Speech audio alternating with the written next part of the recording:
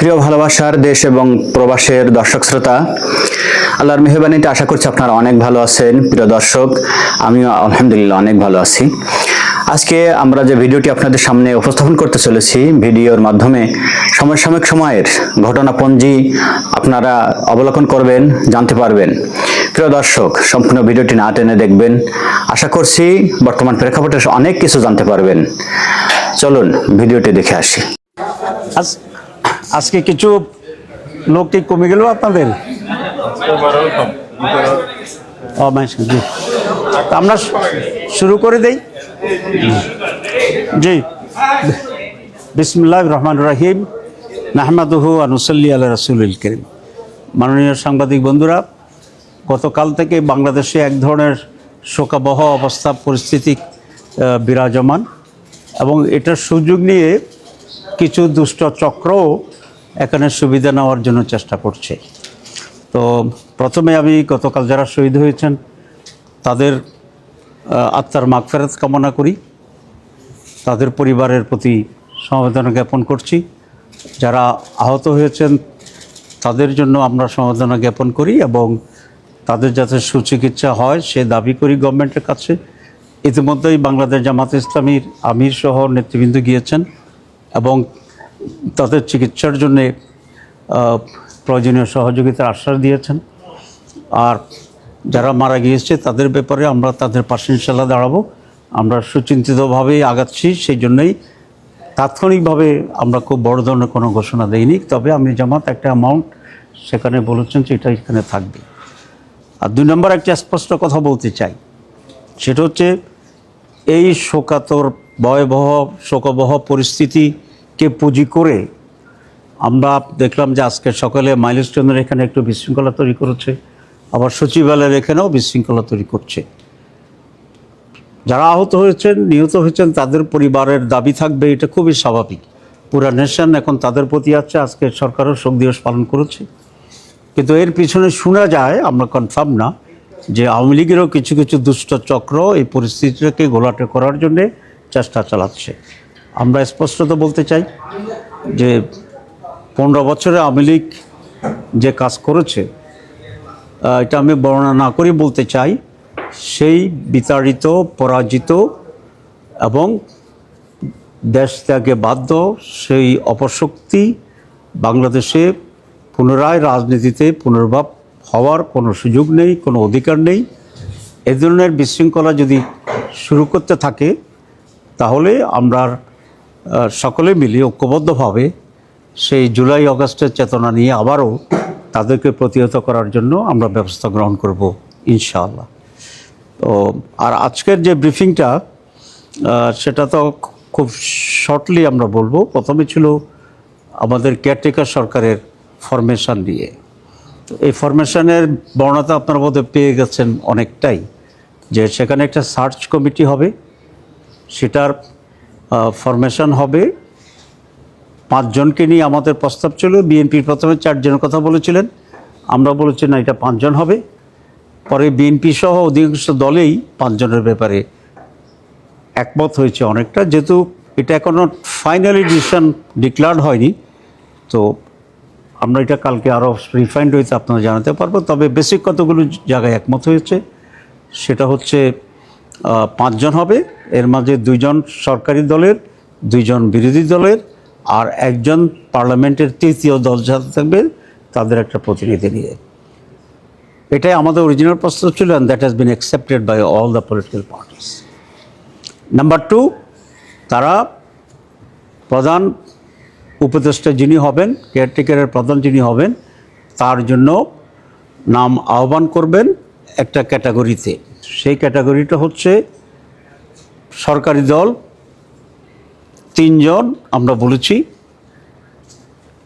BNP বলেছে 5 জন, বিরোধী দল 3 জন আমরা বলেছি, বিএনপি বলেছে 5 জন। তো এতে কোনো অসুবিধা কারণ নেই, তারাও 5 জনের রাজি হতে পারে, 3 জনে, আমরাও 5 জনের রাজি হতে পারি। এটা বেসিক, খুব বড় কোনো সমস্যা না। বিএনপি বলেছিল তৃতীয় দল আর প্রয়োজন নয়, সরকারি দল বিরোধী দলে মিলে প্রস্তাব করবে এবং তারা ডিসাইড করবে। আমরা এখানে একটু ডিফার করেছি, আমরা বলছি না, তৃতীয় দল যেটা আছে তারাও প্রস্তাব করতে পারবে 2 জন করে বা 3 জন করে। আর বাকি যতগুলো দল পার্লামেন্টে আছে প্রত্যেকটি দল একজন করে নাম প্রস্তাব করতে পারবে, আর স্বতন্ত্র সদস্য যদি কেউ থাকে তাহলে তারাও একজন করে নাম প্রস্তাব করতে পারবে। সুতরাং it is from the parliament, কিন্তু পার্লামেন্টের ভিতরে একটা ওয়াইডার প্রতিনিধিত্বমূলক একটা ব্যবস্থার কথা আমরা বলেছি, যেটা সব দল, স্বতন্ত্র সংসদ সদস্য, সরকারি দল, বিরোধী দল, তৃতীয় দল সবাইকে অ্যাকোমোডেট করে একটা প্রস্তাবনা হবে, এবং সেই প্রস্তাবনা থেকে ঐকমত্যের ভিত্তিতে 5 জন হচ্ছে বাছাই কমিটি, তাদের ঐকমত্যের ভিত্তিতেই এই সংখ্যা যেটা 20-21-এর মতো হয়, সেখান থেকে একজনকে তারা সিলেকশন দেবে, এবং যাকে সিলেকশন করবে ঐকমত্যের ভিত্তিতে তাকে প্রেসিডেন্টের কাছে প্রস্তাব দেবেন। প্রেসিডেন্ট সেটাকে শপথ পড়াইতে বাধ্য হবে। এখানে প্রেসিডেন্টের কোনো আর রোল নাই শপথ পড়ানো ছাড়া। এটা হচ্ছে the formation and the process, primary number 1। Number 2, যে প্রস্তাবটি আসছে যদি এখনও ঐকমত্য না হয় তাহলে র্যাঙ্ক চয়েসের একটা সিস্টেম আছে, যে 1-2-3 1-2-3 করে যিনি ফার্স্ট হবেন। এটা অনেক পলিটিক্যাল পার্টি একমত হয়েছেন, কিন্তু আমরা এটার সাথে একটু রিফার করেছি, কারণ আমাদের দেশে তো এখনও হর্স ট্রেডিংয়ের যেটা হয় আর কি বিভিন্ন দেশে, সেই সম্ভাবনাটা থেকে যায় 1। 2, সরকারি দল বিরোধী দল যদি সমান সমানই করে তাহলে থার্ড পার্টি যেটা আছে সে তখন ডিসাইডিং ফ্যাক্টর হয়ে যাবে, যে থার্ড পার্টি যেদিকে যাবে ওইদিকে হয়ে যাবে। তো এটা আরেক ধরনের উইকনেস কেয়ারটেকার সরকারের প্রধান হিসাবে। এই সব কিছু মিলে আমরা বলেছি যে ভোটিং যে সিস্টেমটার আমরা বলেছি সেটা আমরা মনে করি এটা প্রপার না, কারণ এই ভোটিংয়ের মাধ্যমে এমন একজন লোক আসবে যেটা থার্ড পার্টির প্রায়োরিটিতে হবে, অথবা কেনা বেচার সুযোগে সেটা হয়ে যেতে পারে। তো এটা যদি হয় তাহলে তো প্রপার যে লক্ষ্যে আমাদের কেয়ারটেকার সরকার, যার জন্য এত আন্দোলন সংগ্রাম, সেই উদ্দেশ্যটা সেখানে ব্যাহত হয়ে যাবে। আবার পার্টিজান, আবার টিল্টেড, আবার এক সাইডে চলে যাওয়ার মতো লোক এখানে এসে যাবে। এখন প্রশ্ন আসছে যে তাহলে কীভাবে হবে? এখানে কমিশনার এবং আমরা যেটা বলেছি যে এখানেই ঐকমত্য হবে। ঐকমত্য না হলে তখন মাত্র ত্রয়োদশ সংসদীয় যেটা ছিল বিচারপতিদের এখানে যাবে। কমিশন এখানে, হাউস এখানে খুব শার্পলি ডিভাইডেড আছে। হাউসের কথা হচ্ছে যে প্রথম যেটা সেটা তো হয়ে গেল, যদি না হয় তাহলে ভোটিং যে সিস্টেম সেটা আসবে। হাউসের অনেকের মত, ওটাও যদি না হয় তাহলে এক জায়গায় তো সলিউশন করতে হবে, সেটা হচ্ছে আমাদের বিচারপতিদের কাছে। বাট ইন স্পিরিট বিচারপতিদের যাওয়াটা 3 নম্বরে, 1 নম্বরে না, কারণ বিচারপতিদেরকে অ্যাভয়েড করে যদি করা যায়, এই স্পিরিটটা আসলে সেখানে, আমরা এই স্পিরিটের সাথে খুব দ্বিমত পোষণ করি না। কিন্তু কিছু যদি না হয় তো এক জায়গায় গিয়ে তো থামতে হবে। এটা তো আর কমিটি হইল না, গভর্নমেন্ট ফর্ম হইল না, তাহলে ইলেকশন করবেন কী করে? সুতরাং আমরা বলেছি তারপরে বিচারপতিদের এখানে আসে, এখানে একটা আমাদের ফুল স্টপ দিতে হবে। এখন হাউস যেভাবে এটাকে কনক্লুড করেছে আজকে, যে একটা রাস্তা বিচারপতিদের যাওয়ার আগে একটা রাস্তা বের করা যায় কিনা, বা আমরা যে ইলেকশনের কথা বলছি সেটার মাঝে আরও কোনো রিফাইন করা যায় কিনা, যাতে বেচা কিনাটা একটু কষ্টকর হয়ে যায়, তো বা ভিন্ন কিছু পাওয়া যায় কিনা। সেই জন্য আজকে আমরা বলেছি যে আমরা এখানে ডেডলক তৈরি করব না জামাত ইসলামী, কিন্তু আমাদের যে আশঙ্কাগুলো আছে সেগুলোকে অ্যাড্রেস করা যায় কিনা, আরও অল্টারনেটিভ করা যায় কিনা বিফোর গোয়িং টু দি বিচারপতি। তো এই জন্য একটু সময় আমরা নিয়েছি, আমরা আবার বলবো এবং আমরা চেষ্টা করব যে আরও রিফাইন্ড এবং মোর ক্লোজার টু পিউরিটি যদি নেওয়া যায়। আর একান্তভাবে যদি সেরকম বুদ্ধিশুদ্ধি না বের হয় তাহলে একটা জায়গায় গিয়ে তো আমরা অ্যাকসেপ্ট করবো ইনশাল্লাহ। আমরা র্যাঙ্কিং চয়েসের ব্যাপারটা আপনারা এখনো সিদ্ধান্ত জানান না। আরেকটা ব্যাপার আসছে যে সংখ্যাগরিষ্ঠতার মতামতের ভিত্তিতে কি করা যায় কিনা। না, সংখ্যাগরিষ্ঠতার ব্যাপার আমরা যাচ্ছি না এই জন্যে যে তাহলে তো আর কনসেনসাস হলো না, যারা কোনোভাবে একটা দুটা ম্যানেজ করতে পারে ভোট, তাহলে তাদের পক্ষে চলে যাবে। এক্ষেত্রে সাধারণত সরকারি দলের বেনিফিটটা নেয়। ভাই একটা বিষয় যেটা হচ্ছে যে কমিশন যে প্রস্তাব করছে, আপনার যে আশঙ্কাগুলো, সেই আশঙ্কাগুলো সলভ করার কমিশন করতে সংখ্যাগরিষ্ঠ দলে কি সমস্যা, তারপরে হর্স ট্রেডিং, এই দুটাকে ঠেকানোর জন্য কমিশনের যে প্রস্তাব সরকারি দল 5টা নাম দিবে, বিরোধী দল 5টা নাম দিবে, থার্ড পার্টি দিবে নাম দিবে। এবং সরকারি দল বাধ্য থাকবে বিরোধী দল থেকে একটা নাম চুজ করতে, বিরোধী দল বাধ্য থাকবে একটা চুজ করতে, থার্ড পার্টি একটা চুজ করতে। এই ক্ষেত্রে তো আপনার এই তো আবার তো 3টে হয়ে গেল, লাগবে তো একজন। কিন্তু আপনি একজন করতে গিয়ে হর্স ট্রেডিংটা হবে। না তখন না, ওটা- কমিটি আপনি যদি হট ট্রেনিং করতে চান তখন সবাই কিনতে হবে, একজন দেখি না কোনো কাজ হবে না। সুতরাং থার্ড পার্টি থেকে ডিসাইডিং ফ্যাক্টর বুঝতে পারবেন না।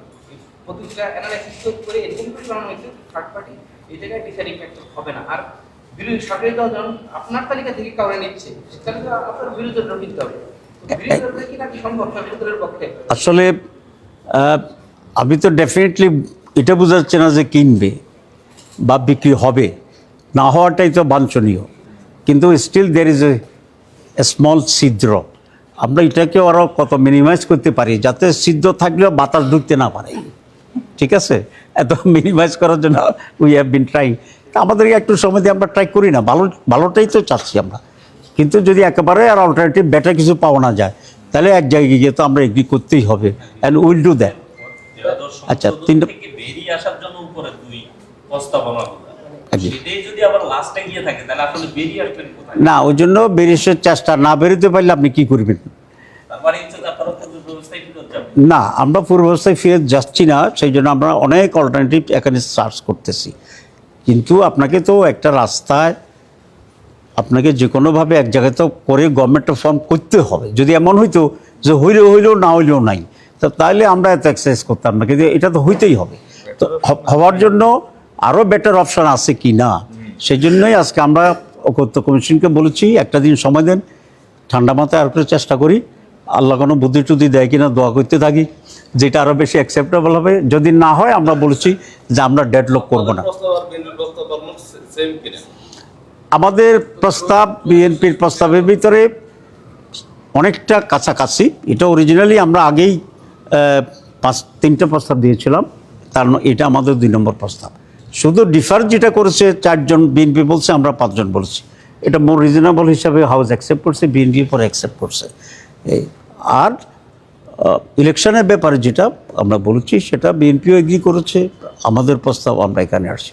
এখানে বিএনপি জামাতের এগ্রিমেন্টটা বড় ইস্যু নয়, ইস্যুটা হচ্ছে এমন একটা পদ্ধতি যে ইস্যুতে আমরা সকলেই যাতে এগ্রি করতে পারি এবং যেটা উত্তম হয়, সেটাই হচ্ছে এখানে ইম্পর্টেন্ট জিনিস।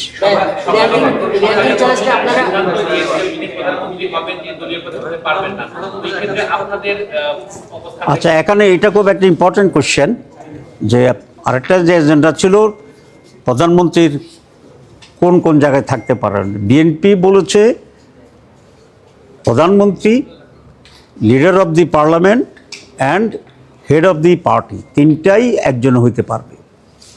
আবার এনসিপি সহ কোনো দল বলেছে যে 3টাতে 3 জন থাকতে হবে। যিনি লিডার অফ দি হাউস হবেন উনি প্রধানমন্ত্রী হইতে পারবেন না, পার্টির চিফ হইতে পারবেন না। যিনি পার্টির চিফ হবে উনি প্রধানমন্ত্রী হইতে পারবেন না, লিডার অফ দি অপোজিশন হইতে পারবেন না। আমরা বলেছি না, 2টা।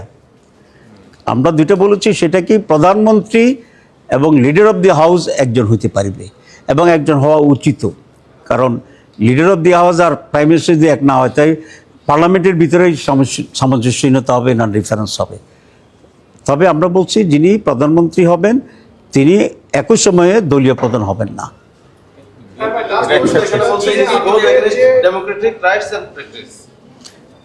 বিএনপির অনেক আর্গুমেন্ট আছে, আমাদেরও অনেক আর্গুমেন্ট আছে। আমি সব আর্গুমেন্ট যদি দিই তাহলে তো 2 দিন লাগবে, কারণ আমরা আর্গুমেন্ট দিয়েছি। বলার চেষ্টা করেছে সেটি হচ্ছে যে একজন যদি পার্টির প্রধান হন সেক্ষেত্রে তার যদি এই কারণে তিনি যদি প্রধানমন্ত্রী না হতে পারেন তাতে তার গণতান্ত্রিক যে অধিকার সেটি বাধাগ্রস্ত হবে। তাদের এই ব্যাখ্যার বিষয়ে আপনারা কি মনে করছেন? আমরা মনে করছি যে বাংলাদেশকে এখন আমরা যে রিফর্ম করছি এবং অনেক চেঞ্জ আমরা নিয়ে আসতেছি, সেভাবে দলগুলো যেন ডেমোক্রেটিক হয় সেই চেষ্টাও আমাদের করতে হবে। কারণ ডেমোক্রেসির ভায়োলেশন হয় তখনই যখন নিজ দলেই ডেমোক্রেসি থাকে না। এবং আমাদের মূল প্রিন্সিপাল ছিল পাওয়ার ডিসেন্ট্রালাইজেশন রাষ্ট্রীয়ভাবে। তো রাষ্ট্রীয়ভাবে যদি ডিসেন্ট্রালাইজ হয়, দলীয়ভাবে এটা ডিসেন্ট্রালাইজ হইতে হবে।